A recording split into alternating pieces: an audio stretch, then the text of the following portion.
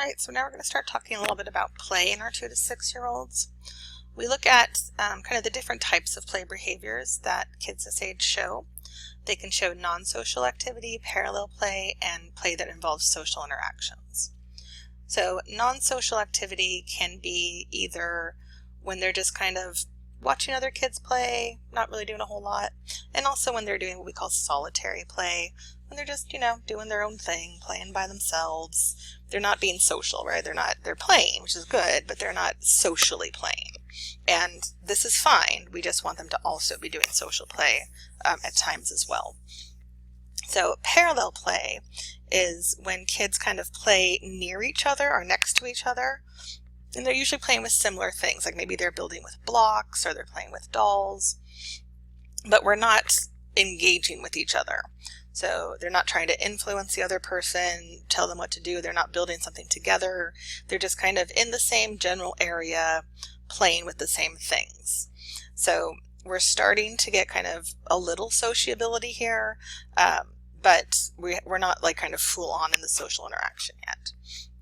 So with kind of full-on social interaction, we have 2 types of play. We have associative play and cooperative play. So with associative play, this is when we're just kind of all playing together, right? We're playing dolls, we're playing house, we're playing school, whatever, but we're talking to each other, we're playing. We may not be doing the same thing, but we're having a social interaction. So maybe, little, Julio is playing with blocks and little May is playing with art supplies or whatever, but they're talking to each other and they might come back and forth, with each other and show each other things. That would be associative play. Cooperative play is when they're working together towards a goal. So they're cooperating together to do something, like building a fort. All right, I'll go and get the blankets, you get some chairs, right? And we're going to work together and we're going to build this, or we're going to take the blocks together and we're going to work together to make a castle out of these blocks. All right, that would be cooperative play. So if I were to ask you a question about this, let's say on a final exam, hint, hint, wink, wink, you would want to look at, are they cooperating together to reach a goal, or are they just kind of playing and talking around each other? All right, so that's the difference between cooperative play and associative play. If they're not really interacting at all, they're just kind of together playing but not interacting, then that would be parallel play. All right, if they're just by themselves, then that would be non-social solitary play. All right, so parents are going to have a lot of influence on early peer relationships, both directly and indirectly, right? Because when you're 2, 3, 4, 5, 6, you're not just like, bye mom, I'm going, to the next town over to visit my friend. Your parents have a big influence on who your friends are, who you play with, and how you play with them. So directly arranging peer activities, right? Having play dates is pretty much what we just call them now. Also guidance on how to act towards others, right? Showing them how to share, showing them how to be patient, things like that. That's important for peer relationships and friendships.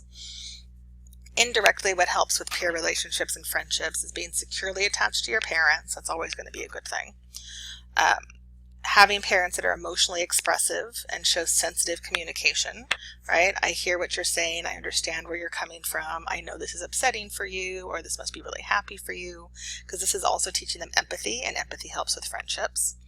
And having the parents play with the kids, right? Play board games with them, play things with them, so they kind of learn what it means to take turns and what it looks like to play. All right, the more the parents play with the kids, the better the kids are at playing with other kids. All right, so when we need to punish our kids at this age, we really want to stay away from frequent, harsh physical punishment, because it doesn't, like I said, it doesn't really help. It can lead to mental illness later on, and it doesn't usually give us the results that we wanted in the long run, which should be a change in behavior. What it really does is the behavior keeps going. The kids just get better at hiding it from you. So instead of harsh punishment, we want to maybe increase timeouts if that works for your kids. This is usually for our smaller kids. As they get older, withdrawing privileges tends to work better as a punishment, right? I'm going to take away this thing that you like as your punishment. If you don't want this thing to be taken away, then you better do the behavior that I want you to do. Right, and kind of that, positive discipline of, I'm teaching you this for a reason. This is why, right? Explaining to them, this is why this behavior needs to be done, or this is why you need to not do this behavior. This is the consequences of your behavior. So they really are learning through it. What we want to do with punishment is it should be a learning experience, and they should be learning both why what they did is bad and choices that they could have made differently. We want to be really consistent with our punishment. This is hard, right? As a parent, I know this. It's really hard to be consistent every single time they do it to punish them, but consistency is really important. So they know every time I do this, I will get in trouble, so I probably shouldn't do this anymore. Again, having that warm parent-child relationship. So the kid knows, even though they're in trouble, you still love them, right? I'm mad at you. I don't like what you did, but I still love you, right? So they understand that. And a really big part of this, like I said, is explanations, explaining to them, this is what the behavior I expect of you. If you don't do these behaviors, these will be the consequences. And when they get the consequences, explain, well, this is why. You did it because this is what I wanted you to do. You didn't do it, and now you're having the consequence. The explanations help their brain make the connections between their behaviors and the consequences that happen. And this is something that we need them to be understanding now so that they can make better choices for themselves when we get to the next ages where they're going to be out in the world, on their own a little bit more. All right, so we can see this is our prevalence of corporal punishment, so things like spanking and hitting your kids by age. There's a pretty steep curve that then goes downward after the age of about 3.5, 4. So we see that spanking use and hitting really increases, with 90% of parents reporting spanking or hitting their kid between 3 and 4 years old. And then it goes down significantly after that. Although it's a little disturbing that 20% of parents are still reporting hitting their kids and spanking them at the age of 17. But we see the kind of highest likelihood of a child being hit at home when they're younger. Starting at 2, we start to see that rise really go up. Why is this? What do you think? What do you think is the reason for hitting being more prevalent with our younger kids? One of the kind of main reasons is they have their little personalities, right? At 2, they start saying no to you. They start throwing fits. They start lying on the ground. You're trying to pick them up and get their shoes on, and they're kicking you, and parents can lose it, right? And they start hitting their kids and spanking their kids because they just get pushed to the point where they don't know what else to do. Trying not to get to that point is important, right? And a lot of this has to do with giving the kids choices, giving them enough time to get ready when it's time to go somewhere, right? If they feel rushed, then they're going to start to get frustrated, and then that's going to lead to maybe a breakdown.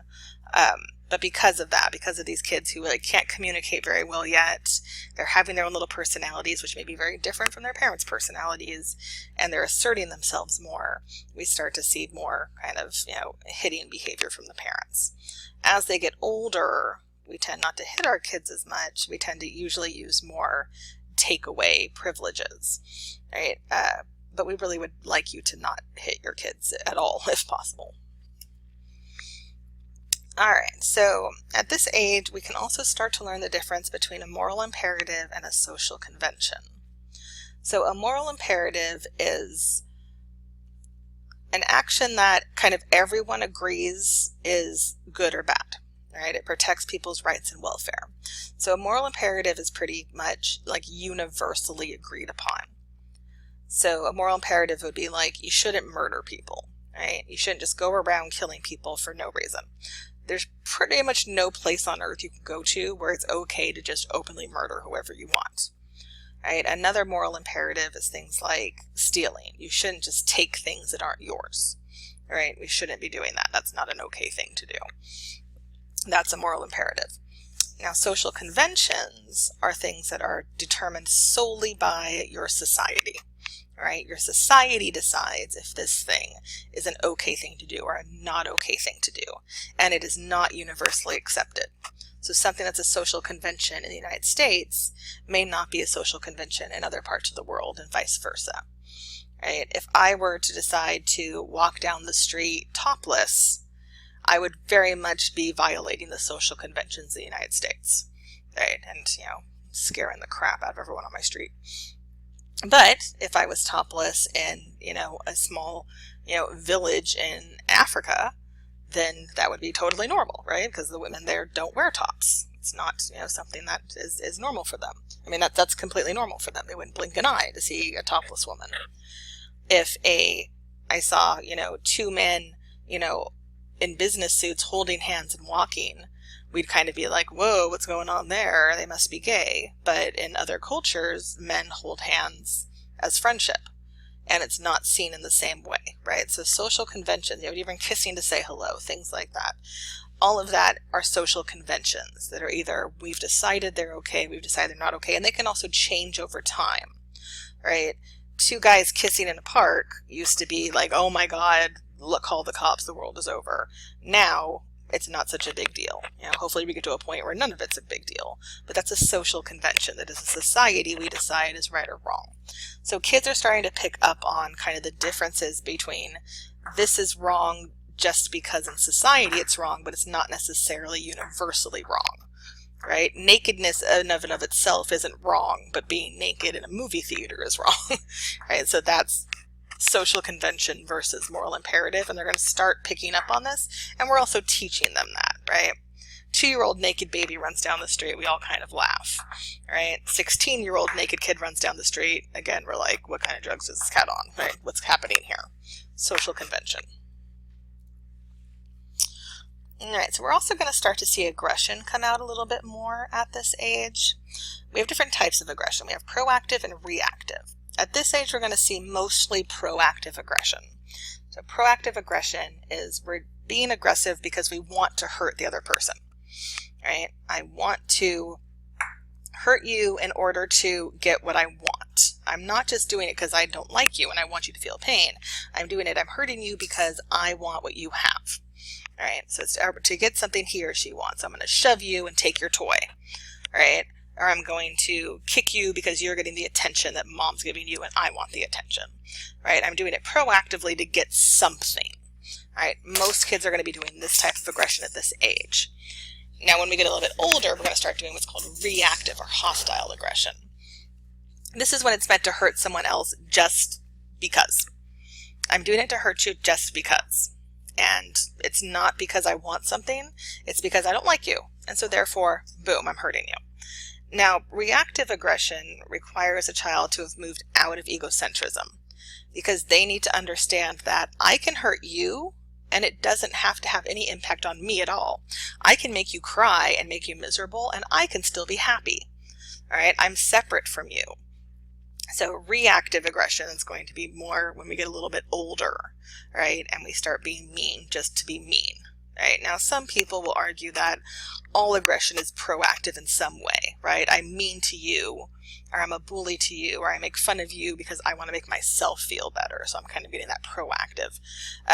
But how we kind of separate it is proactive is I'm really only being aggressive because I'm trying to get to a specific thing.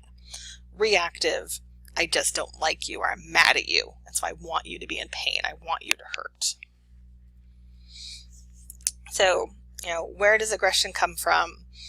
What genders are more aggressive? At this age, boys tend to be more aggressive. Now, are girls aggressive? Yes, they are.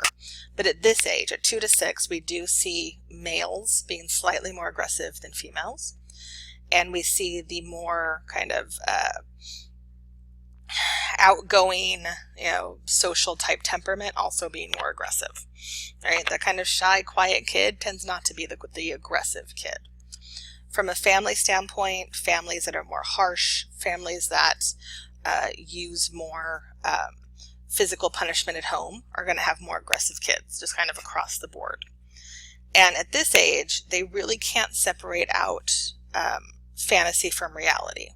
So if they're in a home where they're seeing a lot of violence on TV and they're, maybe their older siblings are playing violent video games and that's around them, so media-wise, it really does impact them. Now, by 16, a kid plays a violent video game, they're not going to go and, shoot guns because of the video game. We're not going to blame video games for this. But between 2 and 6, because reality and not reality is really hard for them to keep separate in their brain, the more they see violence, no matter where it is, no matter if it's physically at home or on TV or in a video game, it's going to cause them to show more aggressive behaviors because they mimic what they see. So we want to try and avoid as much, visual aggression for these kids as possible.